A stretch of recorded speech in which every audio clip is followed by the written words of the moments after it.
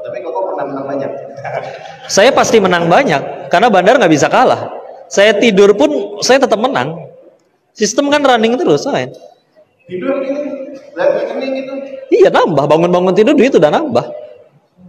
Kira-kira pernah sampai level berapa tuh? Soalnya saya kalau lihat saldonya saya tutup-tutupin tuh. Ada hari di mana di hari itu dapat 80 juta, ada. Sehari? Iya, dia nggak setiap hari segitu sih, tapi ada yang segitu. Iya. Iya.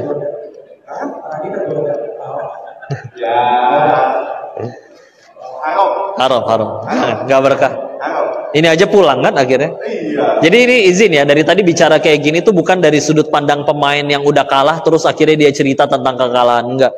Ini izin yang diceritakan yang dari awal sampai yang di podcast itu dari sudut pandang Bandar yang nggak pernah menang. Bandar yang nggak pernah kalah. Bandar itu benar-benar di situ bermain jadi Tuhan.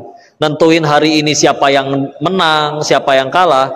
Bahkan izin, para pemain di kalangan para Bandar itu bahkan kami punya istilah dalam artian mereka itu seperti pecundang yang ngarep-ngarep rezekinya dikasih dari bandarnya.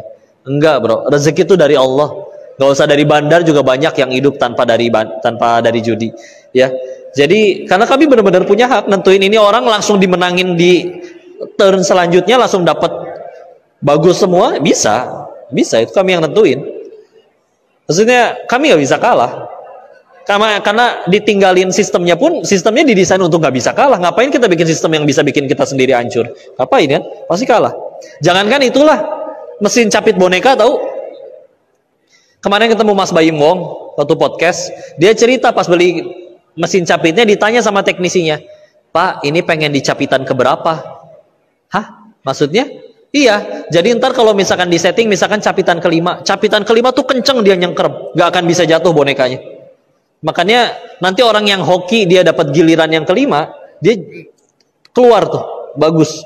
Tapi kalau misalkan lagi giliran yang keberapa, yang pas nyapitnya lagi nggak kencang, pasti jatuh beratan bonekanya. Nyapitnya jadi nggak keras. Itu aja di setting. Karena kalau misalkan benar-benar nyapitnya selalu kencang, ya bonekanya habis, nggak sesuai dengan koin yang masuk. Tapi kalau capek kayak gitu masuk judi kok. Itu juga janganlah, karena jatuhnya spekulasi kan. Spekulasi. Iyalah. Karena dia kalau mau main itu baca bismillah dulu, bismillah. Udah judi bismillah lagi. Tapi dulu waktu di kasino juga karena sudah muslim ya. Jadi sebelum ke kasino juga biasanya sholat dulu sih. Ada kok di kasino tempat sholat? Enggak ada. Makanya waktu di apartemen di itunya. Tapi jujur itu karena dalih sih, ngerasa salah. Ibarat semua koruptor tahu korupsi itu salah. Dulu tahu judi itu salah. Untuk mengurangi rasa bersalahnya makanya waktu itu sholat. Udah